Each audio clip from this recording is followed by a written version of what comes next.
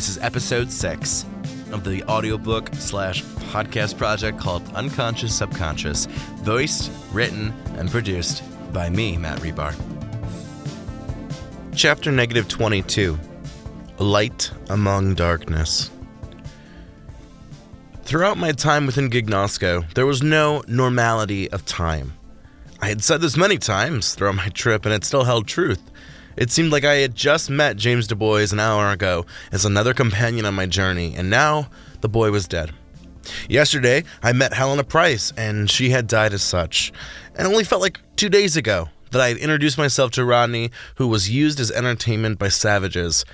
I knew it had to be a couple weeks within Gignosco, at least judging by the sky. But that was from this little thought projection that I was, and not from the real flesh and bone. But I felt like real flesh and bone. My knuckles gripped the steering wheel, the bones almost splintering as the flesh turned white. I could feel the adrenaline dying upon my body like a stoned fucker at a fast food drive-thru.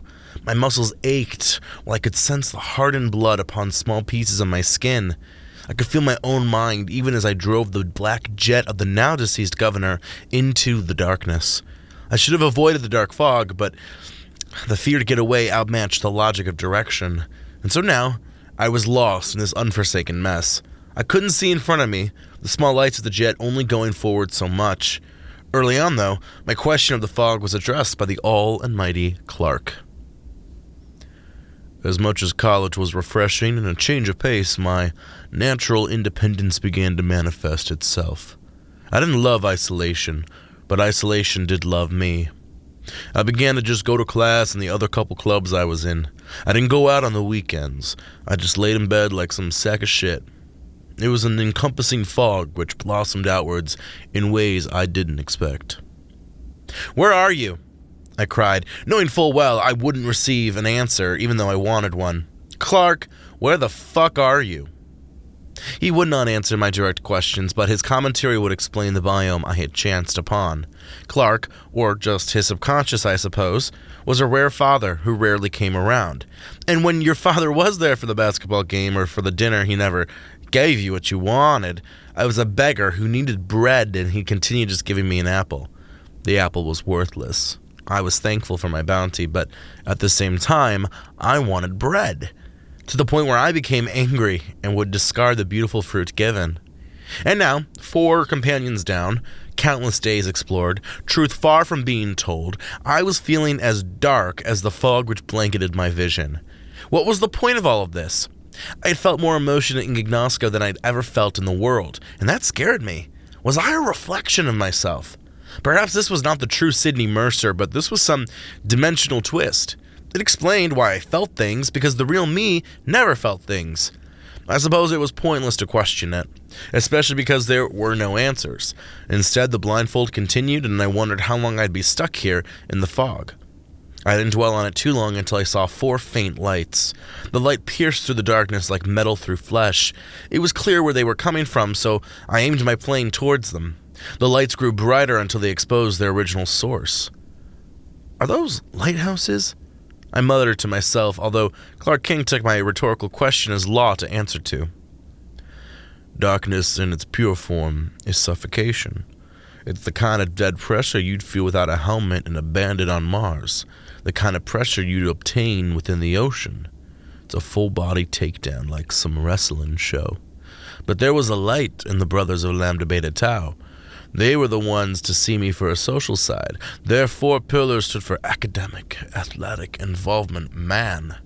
Their light shone, and I, the deer in headlights, joined in my sophomore year.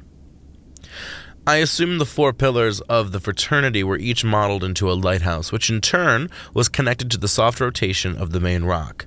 The main rock was half rock, half large estate. The estate glowed as well, with lines of light connecting the 4 lighthouses and estate. Overall, the place looked like a glowing plus sign in the eternity of light absence. On top of the roof was a small runway and an airport, so I decided to land my jet on the airstrip and see what this place was. I landed the jet and exited the vehicle and was met by 4 men. The 4 men were all 22 or so and younger. They wore greasy college-esque clothing, and 3 of them held drinks. The drinkless one extended a hand. I'm Jerome Barkley, the Vice President of Philanthropy. The man smiled. He had black, bold-framed glasses, a cleft chin, parted hair, and brown-black eyes. He had what most Americans would call a dad bod, and seemed the least greasy of the bunch.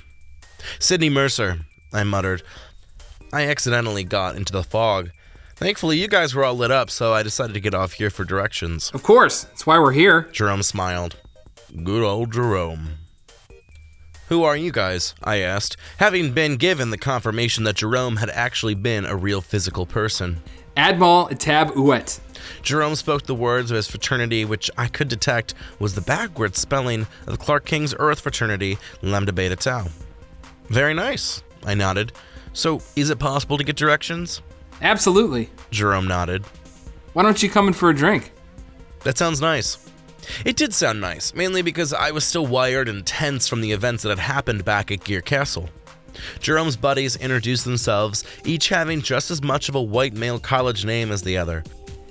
There was no way in hell that I was going to remember these names after I left here anyway. There was a glass elevator and staircase room on the first floor that led downstairs into the rock/frat house. I followed the boys and walked through a couple doors before I entered the main living room.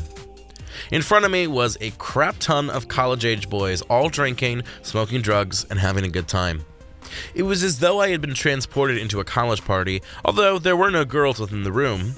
But the lack of women didn't seem to affect anyone as the bass rumbled through the room. Interestingly enough, the music was deep 80s with a hint of early 80s sprinkled through like paprika.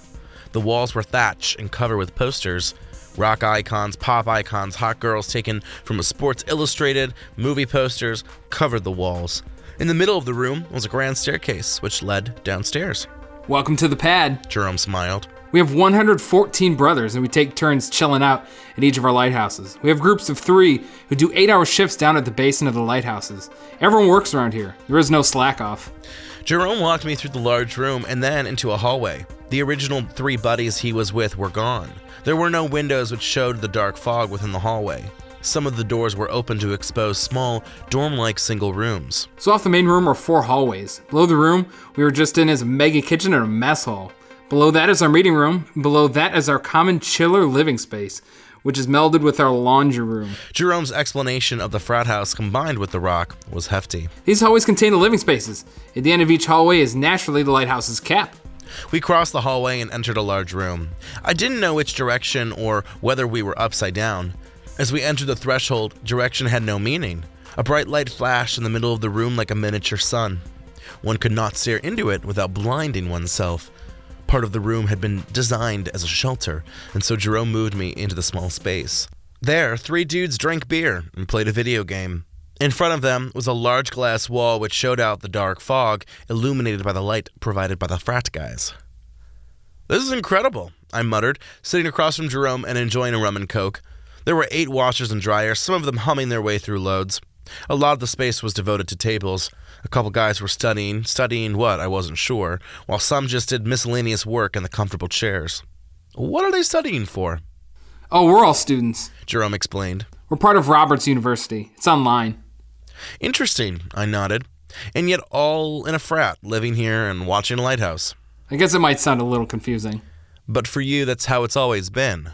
Always. Jerome smiled. So what got you into the dark fog? "Well, I was being framed for murder, so I used this guy's jet to get away." Framed for murder? Jerome repeated, his jaw agape. That's fucking crazy. How come that happened? "I was a guest in someone's place, and they took advantage of a random man to stage a not-so-random crime." Don't worry, dude. That won't happen here. "Well, I won't be able to stay long," I explained. "I have to keep going." Where to? Another murder for you to take credit for? "No, I'm actually still trying to solve a mission." A mission? You a spy or something, Sydney? Close. This was the closest I had come to telling the truth of my occupation. I couldn't remember what I had mentioned to Rodney. So what's the mission? What are you on the run for? "I'm looking for Clark." Clark? Jerome Barkley probably hadn't considered me crazy, but now he was definitely wondering. He's just a god to summon a myth to others. You're looking for that? Think you can find him? "You sound skeptical." It's hard not to be skeptical. I was at first. What swayed you? I thought about what swayed me of the existence of Clark. Granted, I knew I was in the mind of Clark King, so I suppose that evidence had always been the basis of my belief. I just know. How do you know? I don't think I can tell you. Mysterious. Jerome sipped his drink and eyed me suspiciously. I couldn't blame him. The whole situation did appear somewhat confusing. There's something about you. Probably realize it. You carry some kind of energy. Is it a good energy? Oh, naturally. I sipped my drink and forced a pause in the conversation while Richard Clark came to me. Out of all the light within the fraternity, it was Jerome Barkley to which I had found brightest. He ran the fraternity's philanthropy and made sure everyone got out to the fun events he'd put on. We became close, even though we were opposites. He was the loud one, I was the reserved. He studied people, I studied machines. We didn't agree on a lot of small things. We had different favorite beers, different pro football teams, different interests. But for some reason, our conversations were so exposing. We'd go to a party and come back to the house and continue conversations while getting smashed. It was the kind of smash where you'd brown out. I wish I could remember everything Jerome Barkley said. So where are you heading to? Jerome wanted to know. I'm not sure. Where do you want to go? Anywhere to look for Clark. You're really set on this mission. Jerome sighed as if he was a parent trying to dissuade a child. Can't think of anywhere around here where Clark could be. The 2 towns across the way are fucked up. Nothing holy there. You could try Sludge Swamp. I hear there are some spiritualists and thinkers down there. A place that is called Sludge Swamp sounds like more of a place I want to avoid. I chuckled. But if you think someone might know something, well, I might be pulled to check it out. I think it's your best bet. Good, then can I get directions there? I have something better than directions. What is that? Jerome Barkley grinned as he extended his hand forward. You've got a new accomplishment. I took the hand, all while apprehensive. And that guy is me. Why should I bring you aboard? You don't know Southern Gignosco? So that makes you an expert? More so than you. So far your argument has relied on obvious facts and has not been convincing in any way. You can't go alone out there. Jerome explained to me. I don't know what part of Gignosco you're from, but you can't just go all wild out there and expect to be fine. I'll help you. You're one of the main operators around here. You can't just bounce. Consider it like a vacation for me. Jerome answered. Besides, I'm not going to find Clark with you. Most likely I'll hop around a few places with you and make sure you're safe before coming back to my humble abode. There was nothing about this place which is humble nor an abode. Do you agree? Jerome bypassed my joke, eager to come along. I didn't want to agree. I had yet to have a surviving companion, but there was a glint in Jerome Barkley's eyes which mimicked the companions I had previously.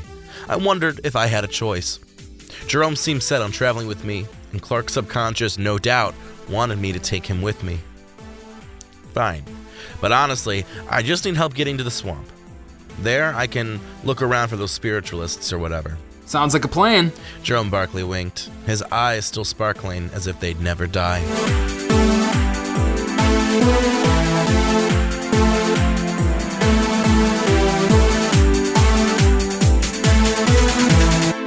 Chapter -23.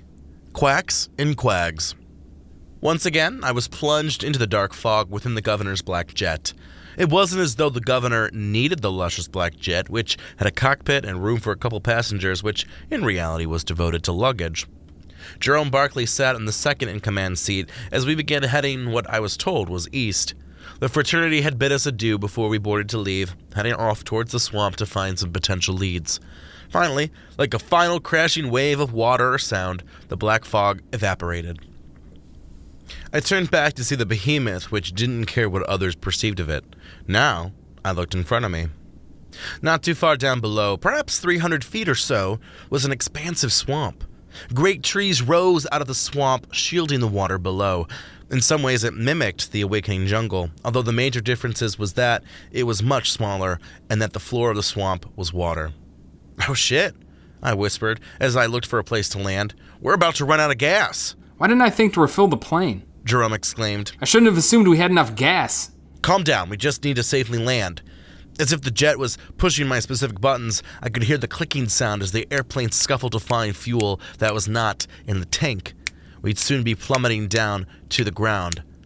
I looked down to see if there were any immediate crash landing sites. There was a very small open part of the swamp which contained no high growth. That would perhaps be our only way of surviving this. "Wait a minute," I muttered, looking over to Jerome. "I think I have an even better idea than crashing the jet with us in it." The plane was spiraling out of control, and I immediately grabbed Jerome. Jerome didn't struggle, but seemed paralyzed as I ran with his weight to the door of the plane. I opened the door to the plane as boggy marsh flavor and heavy wind filled the airplane. I jumped out of the airplane while Jerome screamed. We fell through the air before I was able to stabilize us in mid-air. Our airplane, without our bodies, exploded upon contact down below. Jerome and I slowly made our way to the ground as if descending a staircase. Jerome hopped out of my grip, and both of us were now thigh-deep in swamp water. Well, welcome to Sludge Swamp. Jerome sickly muttered, already quite unamused with the biome. This place is filled with all kinds of nasty critters, so be careful. I had my bag upon my backside and not a scratch on me. The airplane, which was now a smoldering fire slowly being washed down by the swamp, screamed an entrance of new prey for whatever nasty critters. "Which way do we go?" I inquired to Jerome, even though I didn't assume he'd know it. Jerome shrugged and I pulled out the map I had been given by Badalov back on Earth. I hadn't used the map once, but I wondered if it was going to come in handy. The handheld device lit up and produced a single holographic neon light. Indeed, it showed the landmasses and everything I had seen. I was impressed by the detail, although all of it had been provided by my memory. Parts of the swamp were already mapped out, although there wasn't too much detail. "Well, the go-kart track isn't too far from here," I explained. "Maybe we can head there and then use that place to find out more about the swamp." That sounds good to me. Jerome shrugged. But before my entire legs could move forward in the water, there was a buzzing sound as an airboat came out of the deep marsh and into the clearing. Jerome and I immediately spotted the newbies, although they had yet to spot us. Both were sporting overalls and no shirts beneath the overalls. Their hair was thinning, although both had bushy auburn-brown beards which were ungroomed and out of control. The rest of their bodies were just as hairy, while their teeth radiated gold. "Why, Red, I recognize that we might have come across our airplane or some shirts," the one spat, his voice as thick as syrup and as hillbilly as I had ever heard. "Nick, you's right. I bet them still down there, don't you think?" Red asked his buddy. On the airboat behind him were carcasses of meat which laid without movement. These two seemed like surveyors of the swampland, and I was not enticed to meet them. I thinks we can get plenty of meat depending if they're built." Nick continued to stare out into the field of water and tree stumps. Jerome and I were currently hiding behind one of these tree stumps while the airboat's fan whipped the small boat forward. The smell of moonshine and meat had been kicked up from the fan as well as an overall sense of B.O. I slowly and quietly put away my map and pulled out my gun. Jerome eyed my gun with bright coin-like reflections while I immediately imagined bullets within the chamber. Red and Neck, clearly a general reference to rednecks, were not close to us, and I was hoping that Jerome and I could make a break for it. I did not want a conflict with these men, for better or for worse. Considering their voice alone was a grating presence, I figured the rest of them would be nothing more than aggravating. While we were moving slowly across the landscape, the airboat ripped through the water and came across both Jerome and I. We were like deer in headlights as we looked up to the grinning, toothless faces of Red and Neck. "Well, looky here, Nick," Red wooed as he eyed us with pleasure. "We got some humans trying to escape." "And you're not humans?" I inquired. "I guess we ain't fully human now, is we?" Nick chuckled. A large crease formed in the middle of Neck's throat, the kind of cut to the throat that one would take if getting murdered. The crease opened up to reveal a dark mouth with sharp white teeth and a tongue which slithered with curiosity at those in front of it. "I just noticed since I was a baby, I was always extra hungry."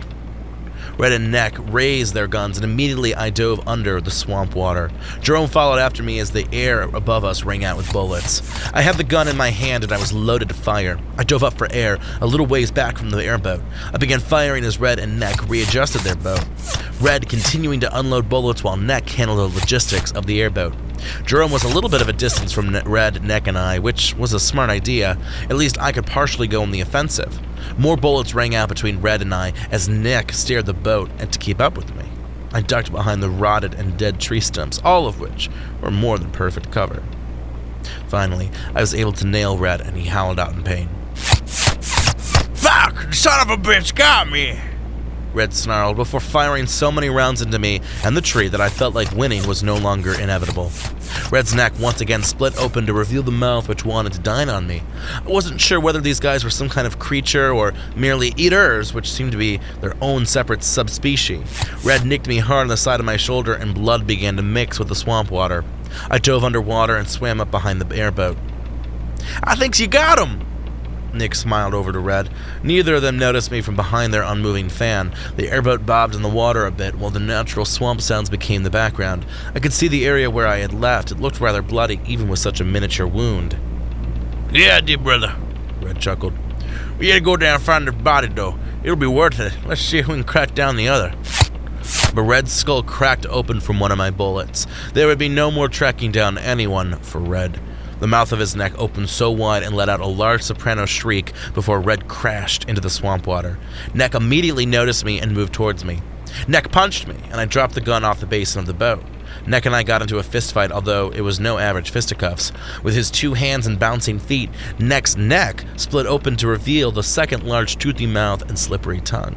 The tongue began to lash out, able to go outwards only to about a foot. The tongue was acidic, and any time it hit my body, I could feel a small burn upon my skin. I don't know who the fuck you are, but I'm not into it, I roared before cleaving Neck on the side of his head with my fist. With another shove, Neck was overboard and in the water like Red. I immediately kickstarted the fan to life while Jerome got on board. Jerome had been sort of hiding and was not invested in the battle. Before Neck could respond, we finally managed to get away. The airboat tore through the water like a missile, leaving the hillbillies in the dust. Fuck. Jerome panted as I steered the boat through the trees. I was doing my best not to kill us while we got out of the swamp. Jerome immediately began emptying the dead crocodiles and other edible animals out from the boat, which continued to add to our speed. I had gone from mastering an airplane to automatically being in charge of an airboat. Clark's voice rang out as I went 40 miles per hour through the swamp. College continued to get harder. Life continued to get harder. Certain events happened. Certain things I wanted to occur did and did not at the same time. I was growing mature. Life had been proving to rear its reality. We teach kids a facade about life in order to spare kids the loss of innocence and the stress. But eventually it'll hit you. You go from walking in forests and jungles to trudging through swamps and marshes. Your legs give in, everything seems to give in. But what's a man to do but to continue traveling? Minutes later, we slowed down the boat and continued moving forward. We were going Sunday stroll speed when a crocodile appeared in front of us. Huh, I muttered. Crocodiles, I suppose that makes sense. It is a swamp. Jerome snorted. What did you expect? Before I could respond to Jerome's sassy comment, I felt the air flare up with heat. The smell and vibes of the swamp seemed to build up and consume me. I felt dizzy. My head began to spin. All the while I was looking at the crocodile, who seemed prepared for something. The crocodile's eyes looked neon, while the rest of his scaly green body seemed to light up. Don't look into its eyes, I yelled over to Jerome, who looked sick as a dog. I tore my eyes from the crocodile and began staring upwards at the sky. My peripheral vision could see the green beast below, and I began firing. I wasn't feeling the entire effect anymore, but I still felt woozy. Finally, I braved a look to find that the crocodile was dead. Well, that's good. Jerome admitted, sweat pouring from his body. I was worried. But Jerome's worries would soon arrive back as 4 crocodiles joined the flanks of their fallen member. Before the crocodiles could woo their spell on us, I immediately began taking out their eyes. The crocodiles began thrashing and releasing pained cries as I continued to blind them. But even without their eyes and hypnotic powers, they were still adamant about attacking Jerome and I. Start the boat and get us out of here, I cried over to Jerome as I began shooting the encircling predators. Jerome immediately booked it to the fan and increased its power. The chase began as the crocodiles followed in pursuit. I began shooting each crocodile, but the more came to the throw. The ones who were new immediately got blinded before they could fuck up my body with their powers. A couple of the crocodiles tried taking a swipe at me or tried getting aboard the airboat, but I was not allowing that to happen at the slightest. Finally, after what seemed like a decade of fighting the beasts, the trance-sick-inducing crocodiles gave up and left us alone. What the hell kind of swamp is this? I cried over to Jerome. My gun was smoking, as if it was a heavy cigarette imbiber putting away a pack. I knew there was some crazy shit, but I didn't. He didn't expect what was next, let me tell you. While Jerome continued driving the boat forward at speeds that did not match my own brevity, there was a large ground-splitting crack. I looked behind us to see a large figure which had risen out of the ground. The figure was dark, perhaps 20 or 30 feet tall. I could not tell if it was made from liquid, gas, or solid, although the morphism upon the creature was stifling. There was a singular plastic-like mask upon the matter which resembled the face of Neck, although the plastic mask was as far from human as we had previously known Neck. "Fucking trollops!" Neck screamed, his voice boom-bursting through the swamp scenery and flooding our eardrums. You don't know who you be messing with. I am Nick. Nick's voice still carried its hillbilly charm, although the voice was so strung out with a reverb and chorus. It was a twisted voice, so twisted that it almost broke from strain. Nick immediately began moving forward. Jerome stepped up the fan's power while Nick began forming large blobs of the material he was made of. The blobs threw through the air like bombs and began landing close to and besides the airboat. Shit, let me take over, I cried to Jerome as I began to steer the boat.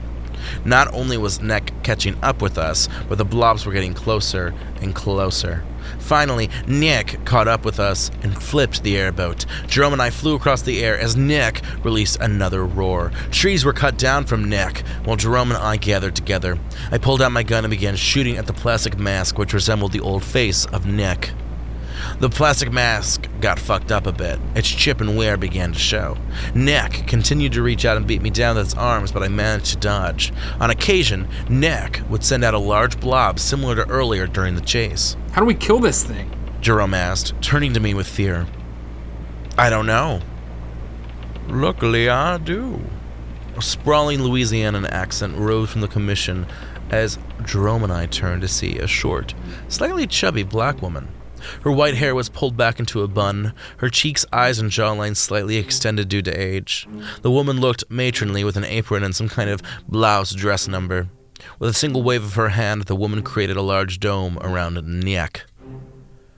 We call these creatures negatives, the old woman muttered as the dome glowed bright with deep purple energy.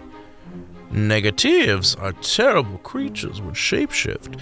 There are a few around here. I don't know where else. Negatives love the chase and the hunt. They very rarely show this true form, mainly because this true form is way too conspicuous. If you ever face a negative, you'll notice they talk a lot about being hungry and their neck opens to reveal a second mouth.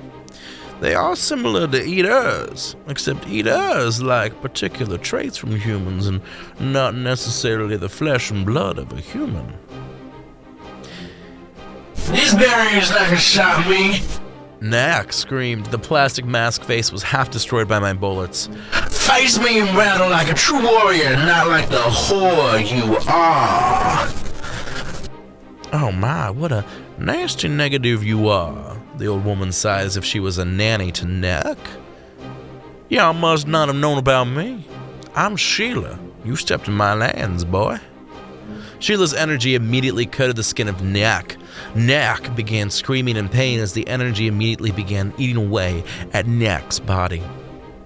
Sheila's energy began eating Nick's mask until nothing was left. If their mask is entirely destroyed, the negative is fully extinguished, Sheila explained as the black blob immediately turned into the oblivion. You did good. You managed to chip away most of the mask. The mask is symbolic. After all, it represents the life source of the negative. Now, why don't you come over to my house for a break and explain what the hell you two are doing here? Well, we're here to look for information, I explained, as Sheila began conducting our airboat. Sheila had arrived at her own accord without transportation, although she now guided the airport with deliverance. Information? About what?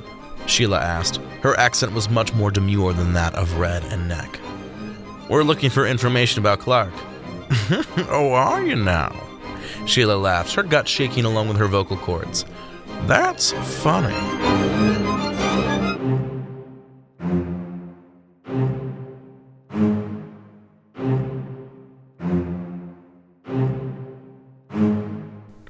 Why is it funny to you?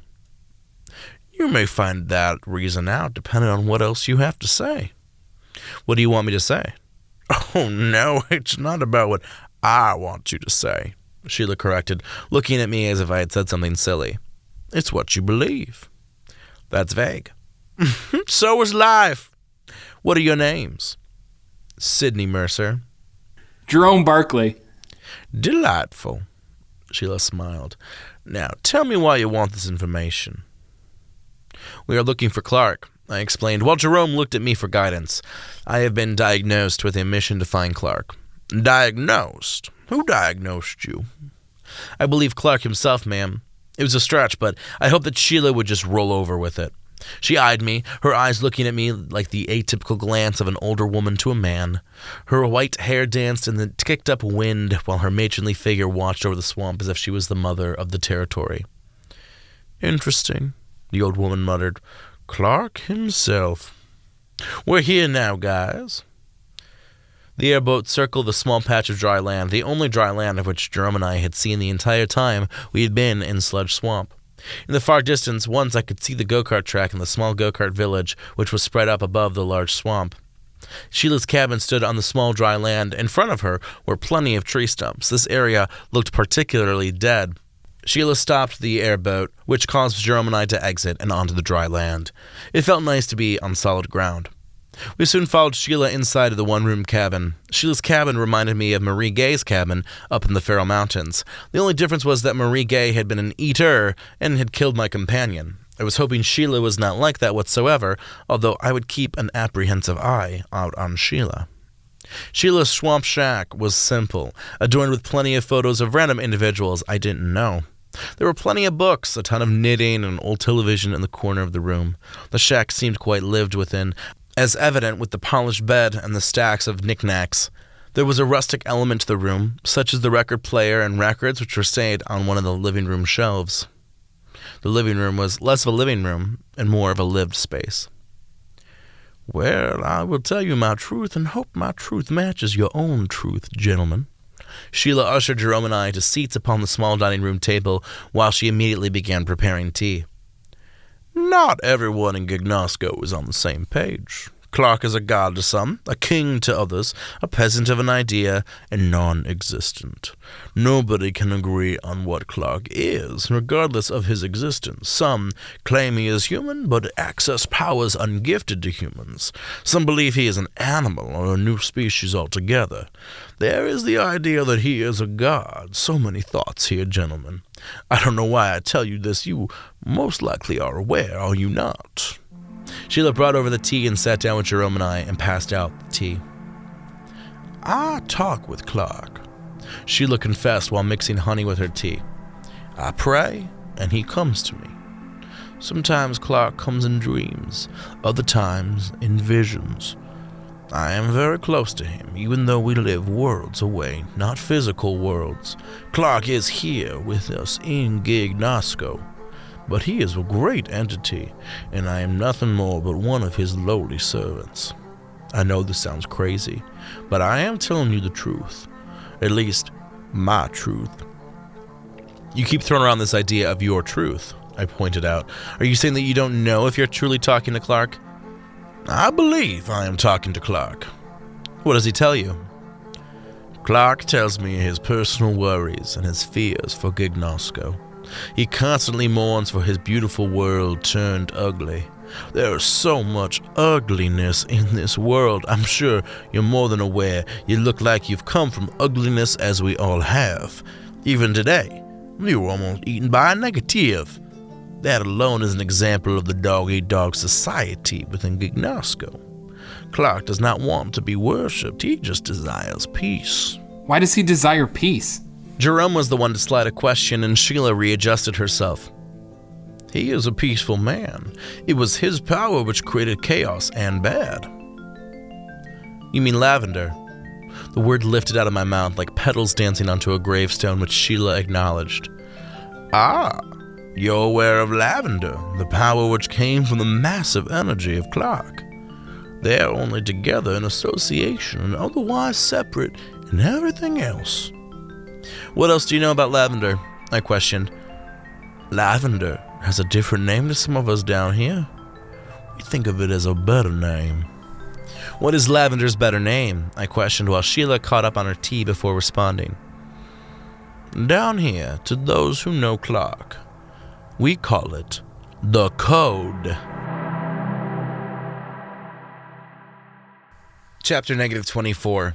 The Smell of Burnt Rubber. Lavender was now the Code. "Why is it called the Code down here in the South?" "Well, I'm not the only person who has heard from Clark," Sheila admitted. "He has been heard in the South more than he's been heard in the North. Lavender is a vague term. The Code is more akin to the truth behind Clark's powers." What is that truth? I do not know. How do you know lavender is the code, Sheila? How do you know they are interchangeable? Because Clark would talk about the code. Clark would use both terms to describe the same, although only the deemed worthy had access to the name, the code. So is the code the same thing that lavender is, the energy that's made this world? The code is basically the identity of Gignosco and was a birthing of energy of Clark. How could Clark be the only living thing in Gignosco previous to the code? I do not ask the will nor the way, Sheila spat. You just need to believe. It's hard to believe sometimes. If you want to find Clark, you must be willing to go past the surface, Sydney. There is something within you that makes me believe you can find Clark for your mission. Now that you're aware of the code, you might actually have a better chance of meeting Clark. As far as I'm aware, nobody has ever met Clark, but he exists. He exists. Is there anything else you can tell me? Be careful out here, Sheila demanded. That's all I'm supposed to say. Supposed to say? Clark didn't want me telling you too much. Sheila shrugged as if her hands were literally tied behind her. I don't know too much more about Clark, but he told me a few things about you. He predicted me, I questioned. Of course he did. He rules Gignosco even though he doesn't show it. Sheila casually shrugged. All I know about you, Sydney Isidore Mercer, is that Clark considers you to be on the same wavelength as he. I did not tell Sheila my middle name, and it was in that moment that I realized that she, no doubt, was actually in talk with Clark. Sheila did not tell Jerome and I anything else about Clark. She felt she had delivered Clark's message and would not provide personal insight. Sheila did offer us some food, and so Jerome and I ate while Sheila talked a little bit about the swamp. Sheila had lived in the swamp for her entire life and loved it. What's next? I asked Jerome while Sheila knitted at the table in front of us. Sheila watched with curiosity in our stitch effort to make a plan. Shall we head to the go-kart track? You mean the go-kart track? Sheila smiled. That's how it's pronounced up there. They're quite adamant about that title. Sheila's words regarding Clark were still with me even as Jerome and I stood in the center of the go-kart track and the small collection of buildings which housed players, audience members, and staff. The track was not like some simple earthbound track. The go-karts flew upside down, straight into the sky, and through twists that defied gravity. It had been a few hours since we had left Sheila's shack, the only dry land in the entire swamp. Before departing, I asked Sheila if Clark had warned her of the negative, but she stood silent and unreactionary to my question. Sheila indeed was not going to be saying anything else regarding Clark. But now we were in a new land. While the fucked up sludge swamp remained below us and cast with the negatives, hypnotic crocodiles, and the smart independent spiritualists, we were in a world of excess, entertainment, and speed. There was one race at a time, and the whole village and bleacher system was connected to the races. Cameras had been set up on the course and were broadcasting footage to televisions, while festival food and souvenirs floated throughout the crowd. Names of racers appeared everywhere. Some, such as Mark Tambone, Shannon Petrol, and Kevin Cascadu, were practically everywhere. The rock which contained the starting and finish line contained the most intriguing bleacher system. Underneath the bleachers were plenty of shops, while the rest of the rock was filled with hotels, restaurants, homes, and the other things you'd see at a city. Indeed, this place was like an operating village whose main focus was on their prize attraction. I wasn't sure what the connection would be when I came to the go-kart track, but Clark King's personalized tour soon kicked in. The summer before my senior year in university, I was given a unique opportunity to be part of a go-kart team. I knew some of my high school friends competed, but a few kids were out of town that summer. They were doing unique things such as committing to amazing traveling opportunities. I was once again working at the technology firm and working part-time at the garage. It was crazy how far I'd come. I consider myself a master with computer systems and pretty fucking good with cars. I think it's part of the reason I was recruited for the go-kart team. They figured I'd be knowledgeable with it. While Jerome and I watched the races and took in the high adrenaline, a man began walking in our general direction. He looked panicked and seemed to be searching for someone. The man and I crossed eyes, and he immediately lit up. I just waited for the guy to make a move as if he was going to ask me to prom. You. the man muttered. I need you. Me? I questioned. Why? I need someone to jump into a go-kart, the man explained. Jenna Duplaga isn't feeling well and we have an extra spot. I just need someone to fill in. Come on, kid. I'll give you a couple hundred in stones. The man's reference of stones was to the currency of neon stones, which seemed to be the norm in Gignosco. Considering I was low on money, I figured the man's offer wasn't too bad. I could create money, but maybe being in a go-kart race could be fun. Okay, I turned to Jerome. You'll be okay, right? Absolutely. Jerome smiled, looking stunned that I had been picked. I was surprised by the offer, but not surprised at the chance. It seemed that every small detail involved me to some degree. I was both a substitute for Clark King's experiences and a witness to such minor and major elements to his life and subconscious. What's your name, man? Said Eddie Mercer. That's a good name for a last-minute go-kart rider, the guy chuckled. I run the logistics of the races. I'm Benjamin. Nice to meet you. Benjamin led me out of the sidelines of the track. The fans and onlookers were not allowed in this section, although I was soon suited up and given a rundown of what to do. This was currently one of the breaks between races, and the other riders were preparing themselves for the next match. Soon there was an announcement of a new rider, who was me. The crowd seemed intrigued, but they wouldn't be sold until they saw me in action. Minutes later, I was prepared to be the best I could be and was waiting for the countdown. And the race begins in 5, 4, 3, 2, 1, go! 12 go-karts immediately squealed to life as the riders floored their way forward. Right off the bat, the 12 cars were going straight up into the air. The crowd below pulsated with excitement as they lay witness to the sport. I was gripping the wheel tightly while praying that I wasn't going to get fucked up as the go-karts around me continued to speed forward. I didn't want to end up in last place, so I put my foot down the pedal and sped forward. Like I had already seen, the course transcended gravity, as did all of Gignosco. The cars flipped, twisted, and curved along the starting place and over the swamp. I could see so much of Gignosco, including the distant middle and outer realms, which I had not visited, nor would I visit. The black tarred track flashed up against the violet hues of the multicolored sky. I went from 12th to 6th over the course of 2 laps, and began the 3rd lap by cracking into the top 5. I couldn't really hear the announcements, but I wondered what kind of stir I was creating. To drive go-karts that summer as part of a local competition was breathtaking. That was some real adrenaline right there, some test of survival type of shit. I could feel the smell of burning rubber, the shifting of energy, and the small levels of aggression which bubbled between competitors. I would never compete with go-karts ever again, but I could still recall the way the wheel turned in my grip. How close to the ground I was, riding so low you would have thought I'd wear out the cart and become nothing more than rubbish on the track. But I was decent. Never the best, but never the worst. 4th place now.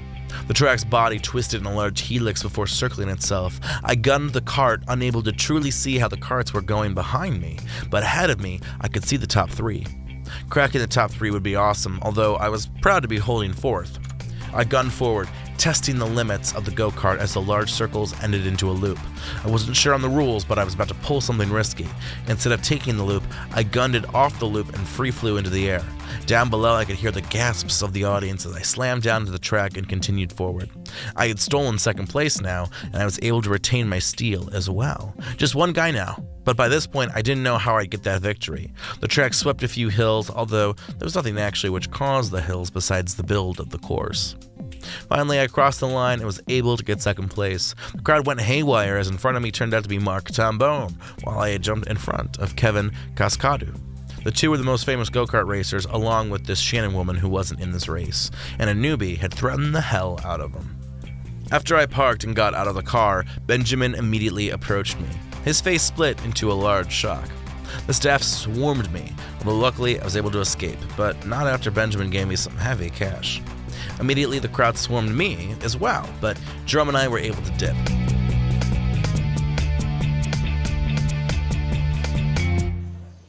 We got to the back of the rock and the tight space of hotels, living arrangements, and cityscape. Want to take a night off? Jerome smiled. Jerome and I dropped money for a cheap hotel room with 2 beds. I had a small flashback of when James Du Bois and I got to stay in a room like this back at Gear Castle. How come that felt like a year ago, when in reality it was just a day or 2 ago? Time continued to play Mystery Man in Gignosco, and I was nothing but a part of that wheel. Jerome explained to me a bit later. Of course it is. Sounds good to me. Jerome left, and I soon exited the hotel room and went down to the hotel bar. The name of the hotel was Comfy Inn, some cheap-ass title for a cheap-ass place. I immediately ordered a large vodka Coke and began sipping on it. Thankfully, the bar was quite clear, and those that would potentially recognize me were not going to talk to me here anyway. This was the kind of hotel bar where conversations didn't exist. But I was wrong. A half hour in, I was sipping on my third drink while watching another go-kart race when a woman sat down right next to me. "You did well today," the woman whispered. Her voice was both feminine and masculine, and a mix of sweetness and power. "All for a rookie. Are you going to be a one-timer, or are you going to compete in the future?" "Nah, this was a one-time thing. I have shit to do." "I'm Ray. Hopefully some of the shit you have to do can include me." "Smooth, Ray. I'm Sydney." "Sydney Mercer. That's what they called you out there. So it's your real name?" "I promise it's real." "It's real interesting." Ray's hair was beautifully bleached blonde, although she could have been a natural blonde for all I knew. She wore light makeup, mainly because she didn't need it. Ray was indeed the kind of girl I could be attracted to, but on Earth I was far too indebted to my nature to care about sex. But here, Gignosco had awoken things inside me that I could not tame. I had never felt attraction like this before. Indeed, my dick was slowly beginning to throb in coherence with my heartbeat as blood flowed where it had never really gone before. The dry creek within had become flooded with water. The masses of hormones and feelings moved within me. Ray was like a trial for me. She was a moment of social intrigue. I didn't need to have sex, even though the feelings of desire had implicated themselves into me. But there was something more about wanting to try pleasurable sex. I didn't think I'd ever had the opportunity to have sex for pleasure ever again. Was I making sense here? Needless to say, minutes later, Ray and I were in bed. Her hair was sprawled upon the mattress like a delta, while our clothes were in undiscriminating piles upon the hotel floor. Jerome had promised that he'd be gone for a while, so I figured I had plenty of time to try this experiment with Ray. It truly felt like I was losing my virginity, but in a strong, sensual manner. There was no timidness, confusion, or reservation within my hands and movements. My fingers grabbed her breasts and squeezed to feel the texture. Ray's nipples became hardened like knotted wood while her curvaceous body arched to my position. We both moaned for different causes, gripped on similar reasoning. And finally, with a condom wrapped around my fully hard member, we engaged in the union for which I constantly had denied myself. I denied it because there seemed to be no other way to accept it. Life had never offered me this. The sensation caused my toes to curl and my hands to spread outward. I had thought that sex was more about attraction, but realized indeed it was about pleasure. Sex was a sport, and for me, I didn't think it mattered too much who was pitching, catching, or what sex they were. Everyone had a hole or two in their body. Everyone had bunches of nerves which reacted with delight. Upon completion, I had my first full-fledged orgasm. With the act down, Ray stood up. "Oh, fuck," Ray whispered. "You pounded me pretty well." "Huh, are you okay?" I asked, both intrigued with her reaction and worried that I had injured her. "I think so." Ray looked down and a small liquid squirted out of her vagina. Normally, I'd probably be unconcerned, but it wasn't blood, cum, or normal juice. I could see the yellow blob, even as small as this one was. Ray was, without second thought, an eater. "Good." I smiled as I stood up. "Well, you should be leaving soon." "Already so soon?" Ray questioned, no doubt wanting to stay so she could eat me in some degree. She wasn't a negative. They cared more about flesh. But an eater like her would want something such as my time or vigor. Another flashback to Marie Gay in the Faroe Mountains. "I'm sorry," I sighed. "My friend will be back soon." I didn't want to kill Ray, but my life would naturally come first. Ray got off the bed and was only a few feet away from me. "Come now," Ray smiled. "Let's go another round." "Back up, Ray." "Why? Are you scared?" Ray was only 2 feet away and was coming closer. "You act like we didn't just have sex just now." I said, "Don't come forward." "Why, baby?" I could feel my body shake a little bit, and I knew that, like Helena Price, I was slowly being drifted into Snackville. Without considering my actions, I punched Ray on the jaw. Ray flew back a few yards, and the whirl around me settled. The shaking died, as did any fleeting feeling of being eaten. "Is this because," she asked, sprawled out on the floor. "You're an eater," I muttered. "Get the fuck out and get away from me, or else I'll kill you." "Can you blame me?" Ray whispered, her mouth spilling out with the yellow goops of blood, which gave her away further. "How could I not seek you down? I live for eating off power." "You won't get my power," I whispered, pushing her backwards. Immediately, she struck forward with no weapon besides her hands. We fought back and forth. The whole time, she tried suckling off my power for her own benefit. With another punch to the face, Ray stepped back a few placements. Your power now is double what it was before, Ray smiled. Her nose had been broken by my second punch, while yellow-globbed blood flew down her face. I fucking want you! Ray came at me again, and this time overwhelmingly so. She had trapped me a few times, but I was able to wrestle free from her. Finally, I grabbed her down and slammed her onto the hotel bed. I said to stop, I whispered. Why can't you just stop? Because this is who I am, Ray whispered, even though my chokehold had her absolutely cut off for the most part. Air was finding it tough to enter her body while veins popped like freshly made popcorn kernels. You can stop this. Can I stop this? Can I stop who I inherently am? Ray was able to free herself and leaned in. With one single movement, I grabbed the hotel room lamp and slammed it down upon Ray's face. A spray of chunky yellow blood coated my body and the hotel bed. Ray was now dead, but she had not been truly a human. She had been a monster. A small one at best, but a monster all the same. I moved a bit, but sat at the edge of the bed. I couldn't really move right now. I was once again overwhelmed. The eater's chunky yellow goo trailed off of her body and soaked into the sheets behind me. Her blonde hair was once again displayed like a Chinese fan, although there was no wind underneath those sails.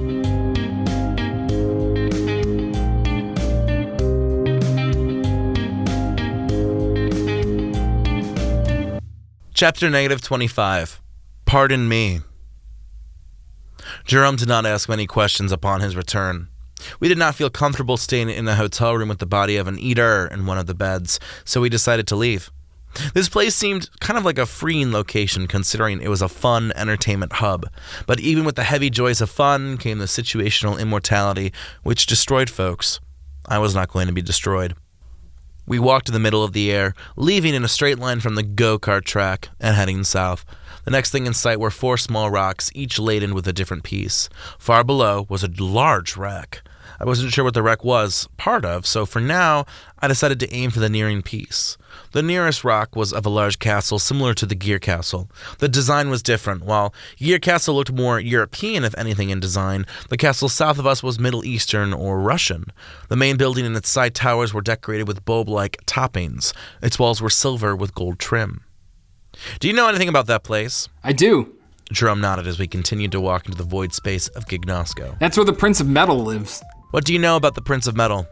He's a very smart man, very powerful, but very individualistic. He's not like being challenged and likes to be superior. Superior? I muttered.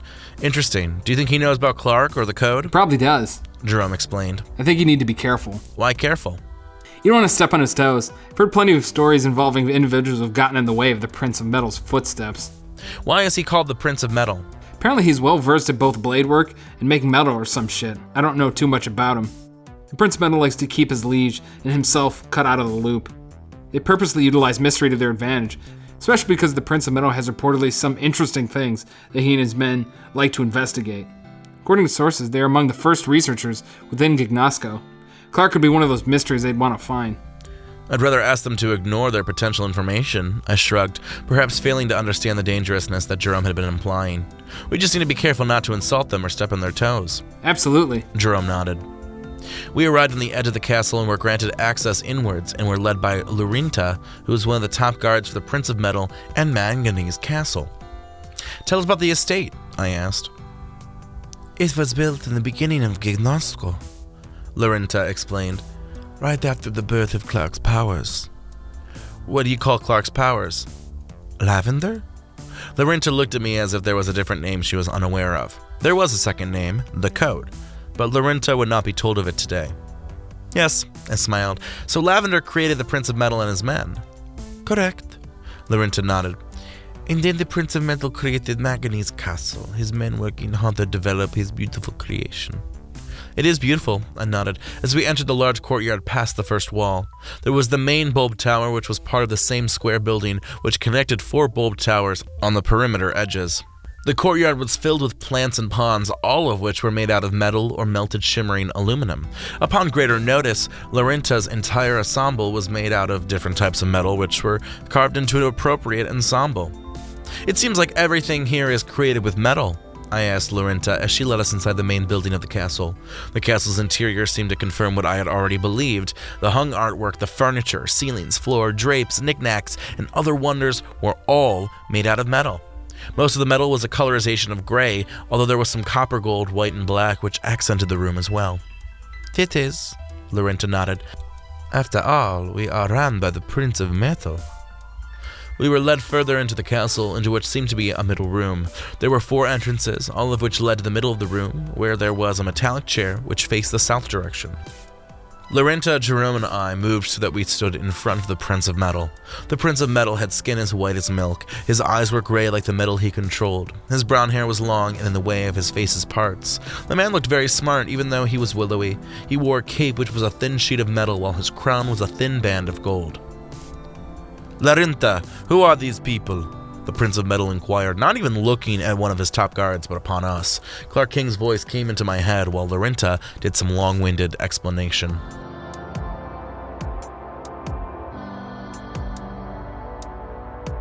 He was obsessed with computer science just as much as I. The only difference was that he expected the laudation, while I worked hard for it. Perhaps it was because he was a rich, white, nerdy boy and I was a middle-class, average black boy. I wasn't the one who received the flack for being a computer science major, mainly because I didn't look like a nerd, but he couldn't help himself. He carried himself well, but I quickly became his rival. I didn't even try to be his rival. He dictated it all of himself, Saunders saw me as a threat partially. We were both really damn good, but there was something about me that he wanted. Most likely the respect from the football players, that type of shit. "So what are you doing here?" the Prince of Metal asked us while Lorinta had gone through with her notes. "My friend and I are on a journey and we were wondering if you could help us with information," I asked. "We had heard that you and your men are part of the best research within all of Gignosco." "Such a compliment, but such truth." The Prince of Metal giggled like he was a high school girl who'd been asked out on a date by the school's quarterback. "Now, what are you researchers up to? I love to spread the knowledge I have collected." "We're looking for Clark." "Oh, one of my favorite research questions," the Prince of Metal smiled. "There's so much about Clark. I bet you are just so lost about which direction you should go in, because let's face it, there are so many. What specifically do you want to know about the original? About the creator?" "We're interested in Lavender," I added. "Mostly we're trying to find Clark." The Prince of Metal laughed with heavy skepticism. I could tell that the Prince of Metal was the kind of guy who would talk down to you as though you were a child. But it went past that. It was a complete disinterest in who you were and a complete interest in raising the Prince of Metal's own identity. "We are looking for Clark." The Prince of Metal felt compelled to repeat the sentiment as if he couldn't believe it. "How long have you been looking for Clark?" "Only about a couple of weeks." "I've been looking for Clark for decades, ever since he created me," the Prince of Metal snarled. "And here you are, thinking you'll find him in a month's time. You don't get it, do you? Clark is not something you can easily discover, like he's nothing more than a butterfly for your collection. Clark is our ruler. He is God and creator. Sydney, Jerome, was it? You are fools for going on such a journey and expecting results. There are only a couple people in Gignosco who are worthy to find Clark, I being one of them. I'll find him before you." "We've come a long way," I argued. "In 2 weeks' time, we've been able to directionally find Clark while understand more about the code." "The code?" The Prince of Metal's eyes lit up while Lorinta looked as lost as a mother who had found out her perfect angel child was a demon. "You are already aware of its true name?" "Yes, that's been a recent discovery." "It took me till last year to find that name." The Prince of Metal was outclassed, and he knew it. "And here you are, speaking it so freely. How fucking dare you? How did you find this research? Are you here to mock me? I am the greatest research. I am the one destined to find Clark. I am the future of Gignosco, after all." The Prince of Metal pulled out a sword which had been on the side of his metallic throne. He stood up. The sheet of metal which was his cape shimmered while moving in a stale mannerism. Lorinta pulled out her own sword, following her master's taste. "View, you are hacks. You are not real. There is no way you know anything you speak of." I will destroy you here, lest you stand in the way of my goals. Nobody challenges the Prince of Metal and survives. I opened the bag upon my back and tossed Helena Price's sword to Jerome Barkley. Jerome grabbed the sword and looked at it as if he had never seen one before. Using the same technique I had performed for Dean Esbas back in Collegium City, I created a sword out of red, orange, and yellow energy which winded together in a glowing, moving structure. My last blade had been of white, gray, and red, but now I was a shimmering, warm color of violence. There was a silence between us, which was personally filled by more of an explanation of the Prince of Metal. Saunders would do something that pushed our rivalry to a point past normal. Saunders purposely destroyed my class computer which held all my research. There was film of him doing it, and as such, he did get in trouble. But I was poor, I was blacker, and I was not much of a whiny bitch as Saunders. Instead of being suspended or expelled, Saunders was dropped from the class and received an F on his transcript. It would be small damage for the ever A student. My teacher understood and managed to pull a project together and get an A in class. The following semester, Saunders started working on his own project as he re-entered the computer systems research, design, and application course. Why fight us? I questioned the Prince of Metal. I guess that the Prince of Metal / Saunders had the personality where he could not let things go. Clearly, our pool of knowledge angered him either because we had gained it so quickly or because he thought we were frauds. Because you insult me and will not have it. The Prince of Metal's answer was unsound, but I could tell he found it purely logical.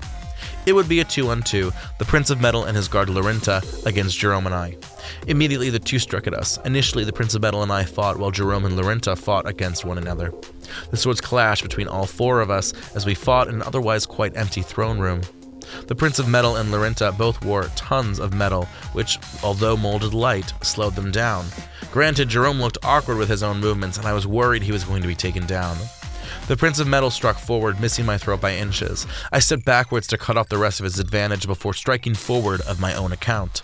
This battle was pointless. There was nothing gained from it, but Gignosco and I differed on meaning. Its inhabitants were more likely to die for their beliefs than in most places upon Earth. My blade slammed into the chest piece, but the Prince of Metal's armor clothing went unscathed. I'd have to shove my sword in a thrust motion to even try and get through the metal. The Prince of Metal twisted the blade to aim for my eyes and the brain between them. I flipped through the air and landed with a large thump upon the metallic floor. I looked over to find that Larinta was very close to absolutely obliterating Jerome. I moved across the way and appeared to Larinta's side. Larinta had been so focused on destroying Jerome that she failed to recognize I was behind her until it was too late. With one swift, crunchy slash, Larinta's head was off her body and onto the floor. The Prince of Metal looked absolutely shocked by my vapid movement, while Larinta's head rolled like a bowling ball across the floor.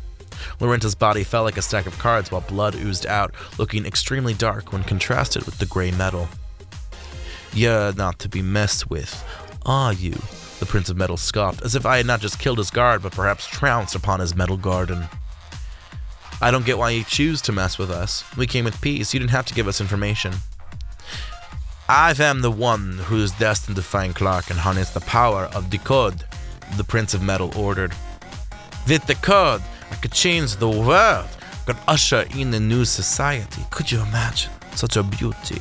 I would rid Gignosco of the evil humans, ethers, negatives, and other beasts which disguise themselves among us. This society could be so beautiful, could it not? Draped with my metals and flourished with my people. We could become a shimmering night in the decades of darkness. I wish to ask Clark so many questions. How could he do this to me, to us? How could he leave Gignosco as such chaos and disembodiment? I know I can help Clark change the world using the code which wrote us all up and created us. I can rewrite the code. I can cast out everything which goes against us as in me and Clark." "What makes you think that Clark and you are on the same level? What if Clark is a god and you are nothing more but a human?" "Don't worry, Clark. I am a human being who has transcended into a god. I am both." There was a tearing of flesh, but not from my blade. Both the Prince of Metal and I looked down to see a sword sticking out of the Prince of Metal's shoulder. It was Jerome Barkley who had managed to commit damage, his sword piercing through the thin cracks between the royalty's metal ensemble. Blood poured out, already appearing rusted against the steel. The human who had become God slowly realized the blow, his face burning bright like a bonfire in the dead night. "Damn it." The Prince of Metal whispered. Lorenta was already done for, and now, so was he.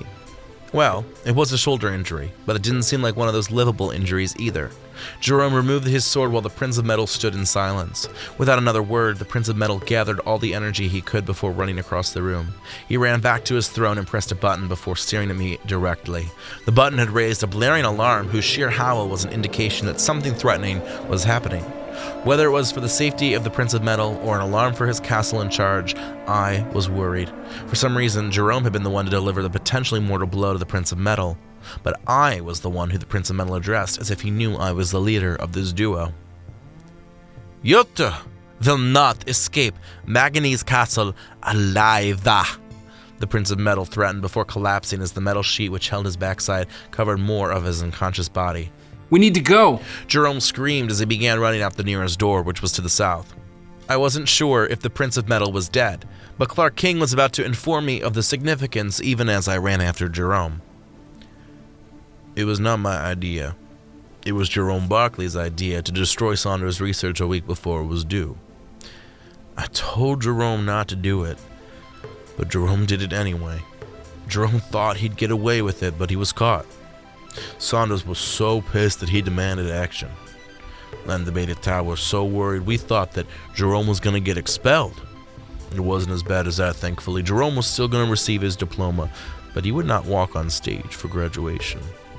I felt so bad that Jerome had been kicked out of the graduation event, but he was okay with it.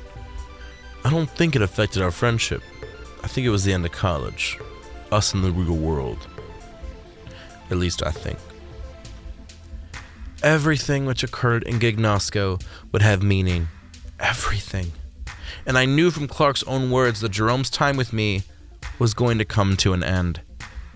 Jerome had led us into what seemed to be a large empty library. Nobody was here, just tables, desks, and stacks of books. We decided to run all the way down to the last doorway. Before we could exit the library, the door opened to reveal 6 armed guards, each decked out with metallic armor. Fuck, get down, I whispered to Jerome as I pulled open the bag to reveal my own gun. I imagined bullets, and it filled accordingly. While the 6 guards each entered the room, I prepared myself in position. The best way to take them down would be to shoot them in the head. Each would be a kill shot, and I wouldn't have to worry about their potentially bulletproof armor. While ducking behind the desk, I lined up my first shot and took it. The guard fell, and immediately it gave away my position. The other 5 guards quickly honed in on me, and I had to move and continue firing upon a seemingly endless amount of bullets. Jerome remained hidden and was able to take down one of the guards with Helena Price's sword. Finally, with the room cleared, we moved to another room which mimicked the first library room. These rooms were interesting because they were filled with books, some of the only objects we had seen which had not been made of metal, but of paper. The computers themselves were probably filled with the collection of research the Prince of Metal had kickstarted. I was curious to whether or not the Prince of Metal had survived, but I supposed those kinds of questions could be examined when I wasn't trying to fight my way out of his domain. 4 guards entered the room from both sides, which turned out to be heavily problematic. Slowly, I took on the 8 guards, while Jerome Barkley had went from sword virgin to sword expert. Jerome took out 2 of the guards for me while I shot the rest in the face. Finally, we arrived back in the front lobby of the building, but this was where the Prince of Metal was waiting for us with his armed guards. Goodness gracious, did you too enjoy my library? The Prince of Metal asked as his firing squad prepared themselves. Blood stained his body, but he appeared fine after taking the blow. The lobby was filled with life, besides the seating arrangements decorated out of cold, hardened metal. I hope you didn't steal any of my research. But I already suspect you did. I could see that the Prince of Metal's shoulder wound had been quickly bandaged. He must have known that either way, we'd end up back in the lobby in an effort to escape. And now, here he was, waiting for Jerome and I. I want to kill him myself, the Prince of Metal whispered, his gun aimed at Jerome first. How about this bitch first? The Prince of Metal's gun went off and the bullet tore through Jerome's neck. Jerome immediately got pushed backwards from the force and landed with a large slam against the floor of the lobby. I looked down at Jerome to find that he was shaking, blood trailing against the floor.